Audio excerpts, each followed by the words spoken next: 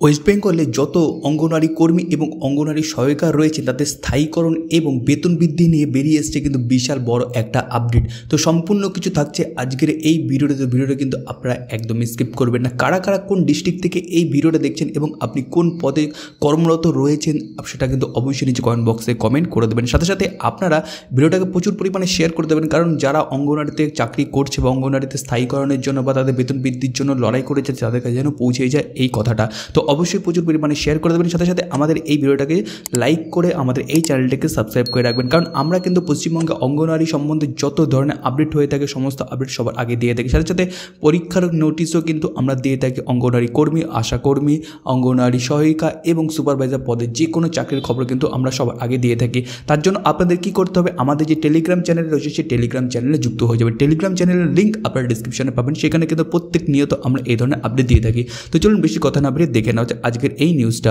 WBICDCS কর্মী ও সহায়িকাদের বেতন বৃদ্ধি ও স্থায়ীকরণ নিয়ে গুরুত্বপূর্ণ আপডেট। WBICDCS সমাজ কল্যাণ ব্যবস্থা অঙ্গনওয়াড়ি ও ICDC কর্মীদের ভূমিকা অপরিসীম। শিশু পুষ্টি, মাতৃসেবা এবং গ্রামীণ এলাকায় স্বাস্থ্যর প্রাথমিক স্তরে এই কর্মীরা নিরচ্ছিন্নভাবে কাজ করে চলেছেন, কিন্তু দীর্ঘদিন ধরে তারা নানা রকম বঞ্চনা, অবহেলা এবং অস্বীকৃতির শিকার হয়ে আসছেন। এই লেখায় আমরা বিশ্লেষণ করব কেন ICDCS কর্মীদের আন্দোলন হচ্ছে, তাদের দাবিগুলো কি কি, সরকার কি বলছে এবং কিভাবে ভবিষ্যতে তাদের দাবি পূরণ করতে পারবে। ICDCS কর্মীদের ভূমিকা ও বর্তমান অবস্থা।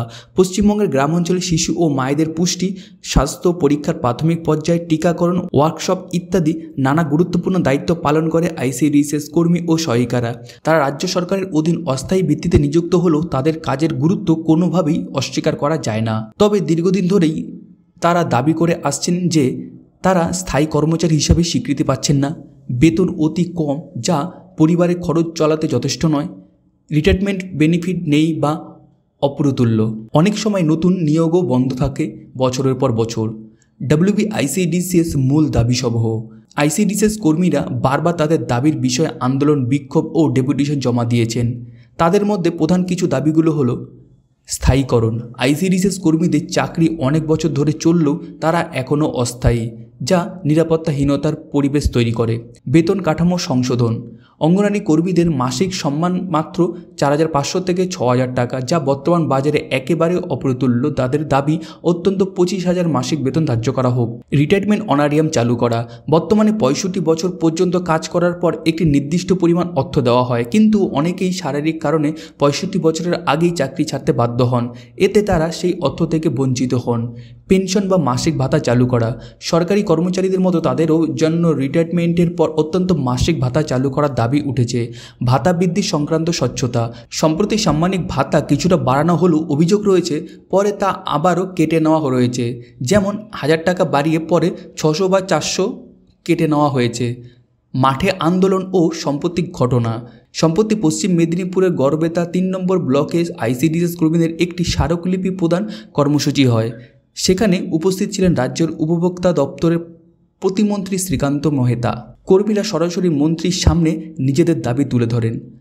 তাদের প্রশ্ন ছিল, আপনাদের বেতন বাড়ে, MLA MPদের ভাতা বাড়ে, তাহলে ICDCS কর্মীদের ভাতা বাড়তে এত আপত্তি কেন?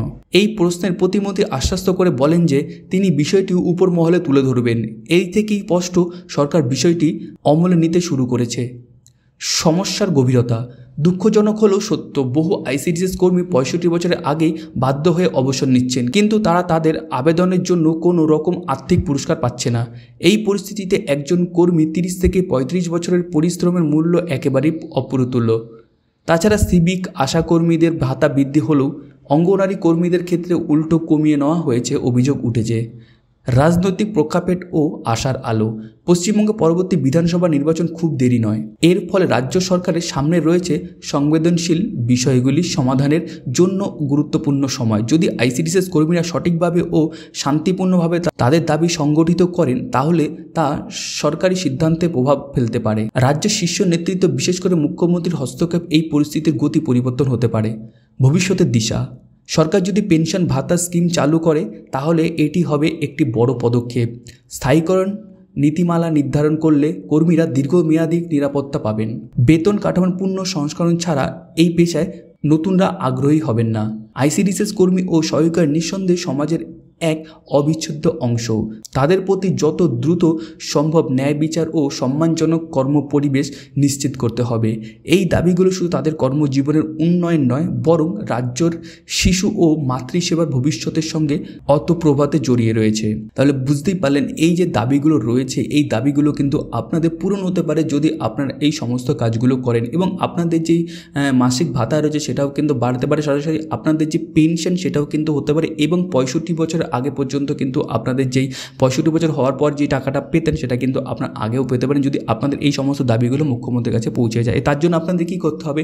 তার জন্য আপনাদের কিন্তু একটা দল সংগঠন করতে হবে। সেইখানে গিয়ে কিন্তু আপনাদের কাছে একটা চিঠি লিখতে হবে এবং সেই চিঠি নিয়ে চলে যেতে হবে নবান্নে গিয়ে মুখ্যমন্ত্রীর হাতে সরাসরি আপনাদের কোনো প্রতিনিধি দল গিয়ে সেখানে জমা দিতে হবে। তাহলেই কিন্তু আপনাদের এই সমস্ত কিছু কিন্তু ঠিকঠাক হবে এবং আপনাদের যে মাসিক বেতন এবং আপনাদের স্থায়ীকরণ সমস্ত কিছু কিন্তু হয়ে যাবে।